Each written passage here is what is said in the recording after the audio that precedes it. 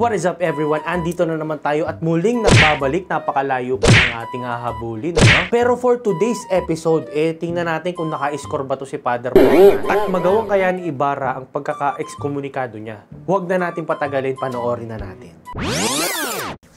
Sino to? Si Ibarra. Di na makakatulog. Overthinking na din si Ibarra. Lahat na sila dyan, nag-overthink na.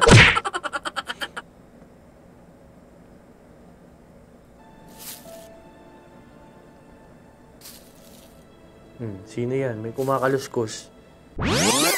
Magpakita ka na, Elias. Si Elias pala.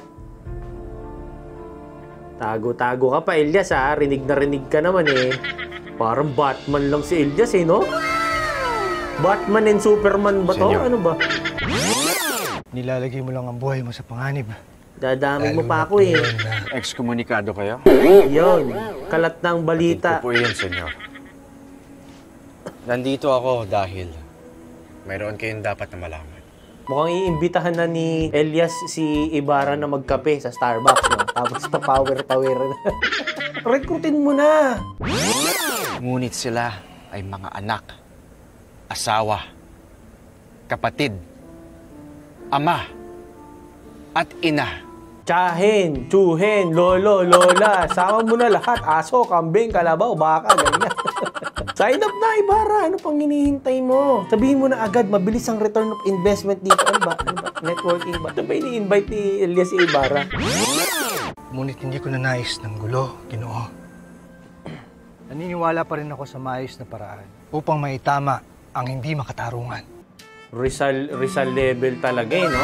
Diplomatikong paraan. Tapos si Elias talagang bumubunipasyo ang peg eh, no? Pero sa lahat naman ng nasa revolusyon, ito yung may pinakamalinis na mukha. Pestak ni Elias. Flawless ang skin ni Elias, beshi. Alagang sand silk, alagang cream silk ang buhok ni Elias. Ngunit hindi naman lahat ng Kastila ay masasama. Oo, merong iilan, ngunit kung mapapatid ang mapang-abusong kapangyarihan ng fraile, naroon ang binhi ng reforma para magbago. Yon ang pinakamagandang narinig ko, reforma. Member ba to ng correct movement si Ibarra? Yan ang sinasabi ko, ang sarap pakinggan. Yung kapag may maling sistema, baguhin. Alam nyo na nga eh, na bulok na yung sistema nyo eh. Ayusin natin yung sistema. System shapes behavior. Ganyan. Sana ay huwag kang tuluyan na mabitag ng kanilang kasinungalingan at mapagpanggap na pag-asang hatid.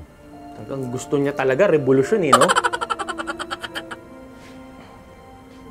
Kumbaga to si Ibarra, gustong padaanin sa Congress yung reforma. No? Constitutional reform, ganyan. No? Sa diplomatikong paraan. Ito naman si Elias, gusto ng martial law na.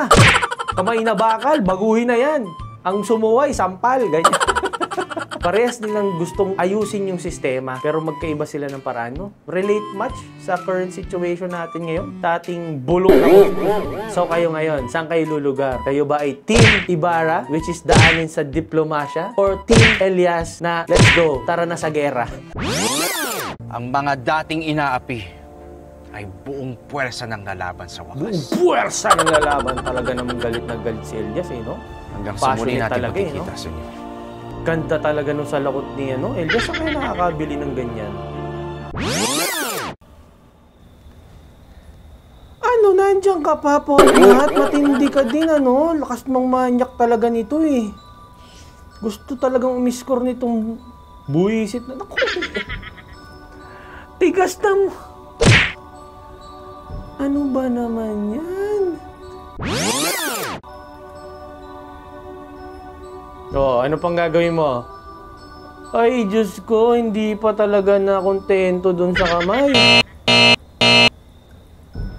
Ko, kilabutan ka naman, Salvi. Tigas ng mukha mo. Pustahan tayo, hindi maliligo ng ilang araw yan. Alagaan niya yung kamay niya. Amoy-amoy. Very wrong, Padre Salvi. Huwag ka na magpare kung ganyan lang din naman. Kung uubuhan mo pa, di lalo nagkasakit yung babae. Malis ka na kasi tulog na nga eh. Oh, tinan mo tong pakailamerang to. Ano ba, Padre Salvi? May collector ka ba ng mga liham ng mga taga San Diego? Hindi sana sa post office ka nagtrabaho kung ganyan din naman ang gusto mo mga... Liham ni Ibarra, seselos ka, wala ka namang karapatang magselo. Kukunin mo pa yan. Don't tell me, pati picture ni Ibarra, kukunin mo pa, ha? May dumating kasi siyang bisita. Sino? This oras ng gabi? Yes. Don't tell me, si Ibarra. Ay, nako, ayan, ang kanyang ama. Ano, dalawang pray over? Dalawang kumpisal ang gagawin mo, Clarita? Nako! Alam na ni Salvi kung bakit nandyan tong damuhong to. Aba, may paganyan pa. Anak! Bakit ka ba lagi naiimatay? Hindi ka ba pinapainom ng vitamins? Galing ni Tirso Cruz. Yahoo! Ramdam mo talaga na, alam mo yun, yung tatay na feeling. Di katulad nung isang si Kapitan Tiago, tinamaan ng lintik. Ang pinoproblema pa yung paghahanda dun sa kanyang parating na bisita.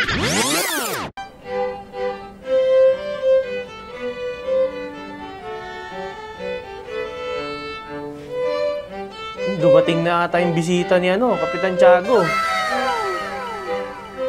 Narito na ang Kapitan General. Kapitan General. Buenos dias. Parang lasing pa ata si Kapitan General.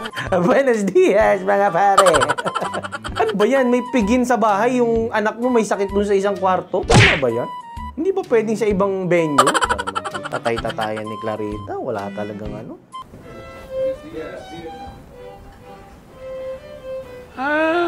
Mga reverentya. Sino sa inyo, mga reverentya, si Padre Damaso na madalas kong mabalitaan?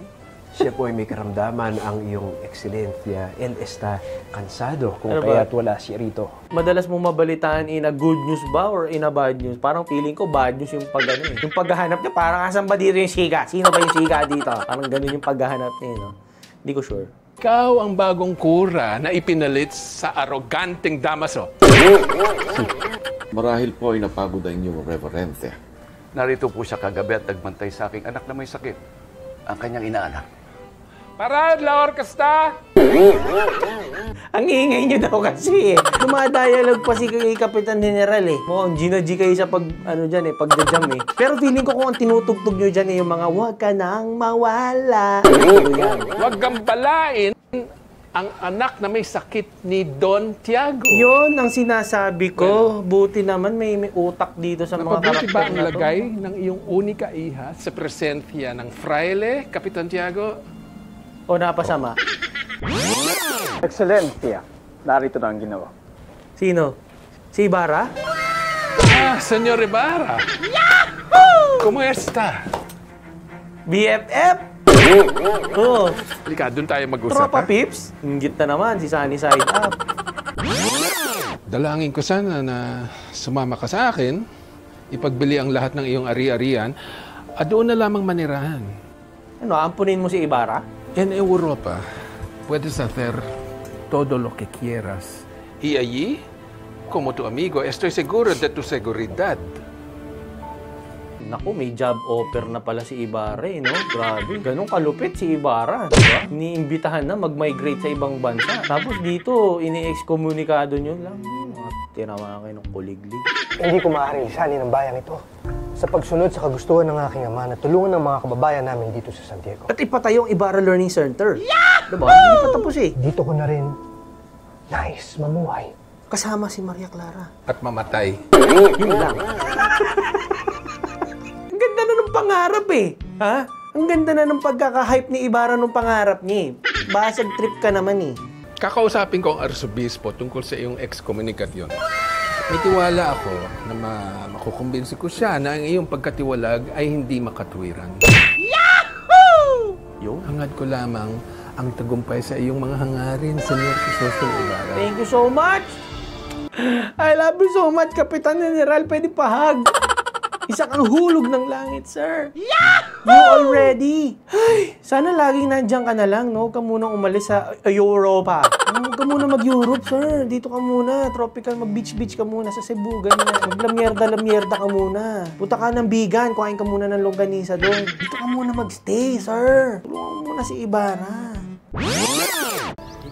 Naks doon na naman. Salamat naman sa cheese ayuda ulit. Naku, sana kasing sarap to nung dati.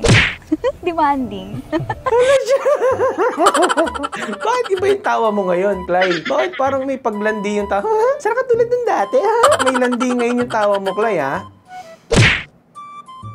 Siyempre tayo nakikinig ako. Ganda ng ngiti yan, eh. Okay, tuloy natin. Mas mainam raw na kanyang tahakin ang mga plano niya sa Kapitan General ng mag-isa. Well, mabuti kung ganun. Nang mabawasan ng iyong pagbubuntot kahit paano kay Crisostomo.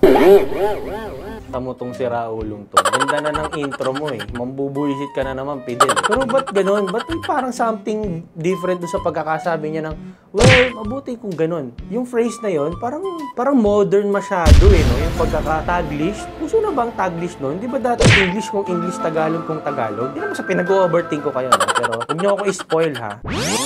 Pero Binibining Clay, bukod sa pagtulong mo kay Crisostomo, ano naman ang pangangailangan ng isang dalagang kagaya mo?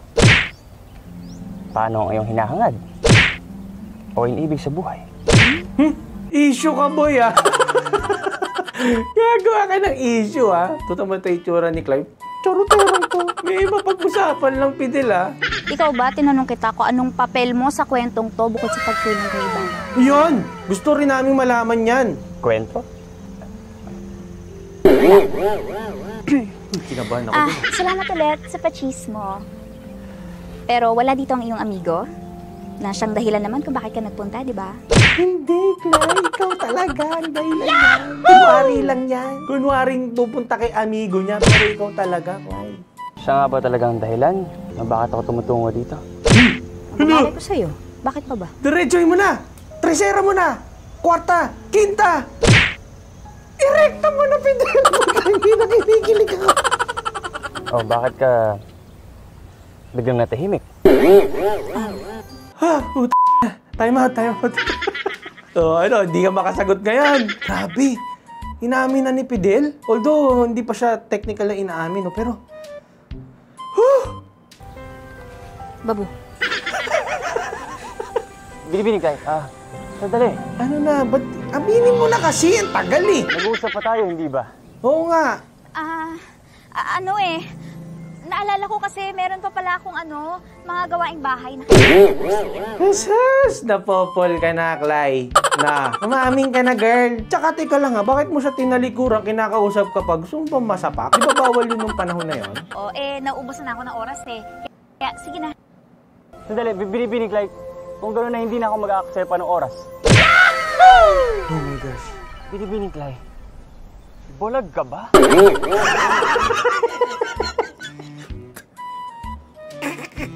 Sorry. Kasi, yung pagkakasabi mo, Fidel, parang Binibining Clay. Bobo ka ba? Akala ko yun ang sasabihin. Buti na lang bulag yung sinabi mo. Grabe yung mga linyahan dito, Beshi, ha? Na hindi mo nakikita?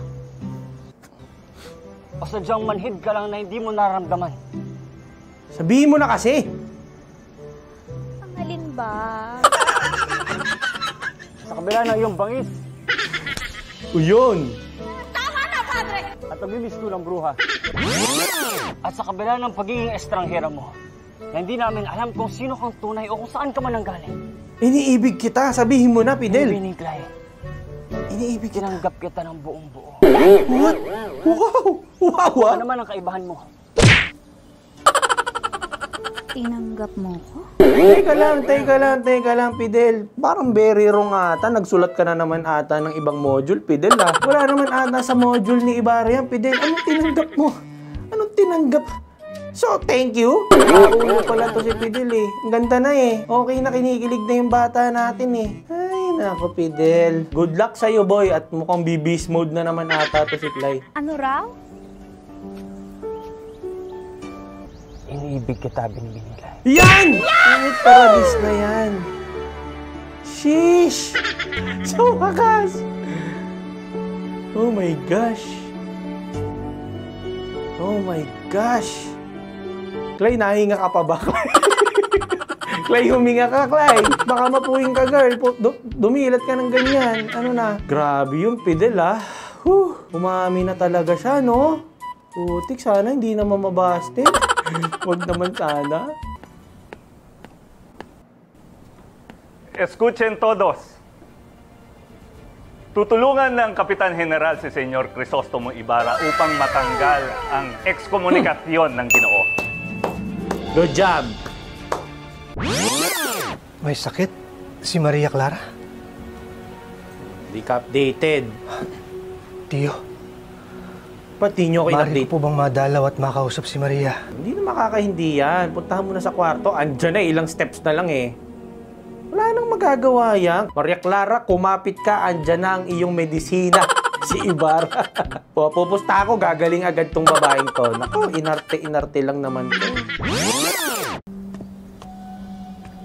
Naka ng putik, gangwabo. Sana all. Oh, babangon yan, oh. Kanina lang, nanghihina, baka mapatalon pa yan.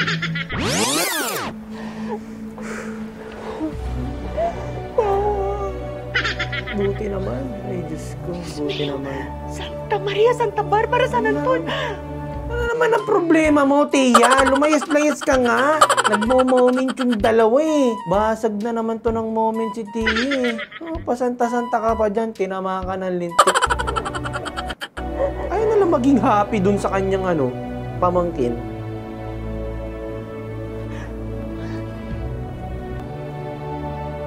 Mag-gets ha? Siya ba nagtatawag ng mga santa kasi gumaling si Maria Clara? Di siya makapaniwala na gumaling? O ano si Ibarra? Faith healer? Ganyan? Oo, baka nagtatawag siya ng santa kasi parang hindi tama na nagyakapan sila sa kama ni Maria Clara. Ha? Hindi ko lang sure. Hindi ko hayaan na magkahiwalay tayo.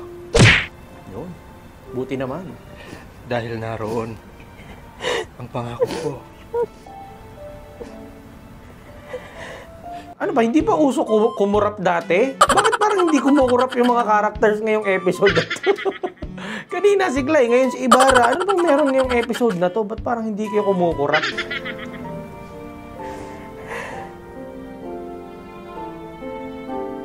Kiss! Kiss! Kiss! Kiss!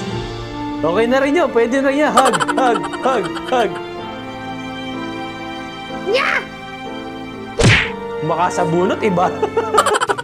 Ibarra, makasabunot ka. Parang gigil na gigil ka talaga, no? Na makakita si Maria Clara, no? Ay, naku. Sumarap din yung pakiramdam ko, no? Parang nakahinga din ako ng maluwag dun,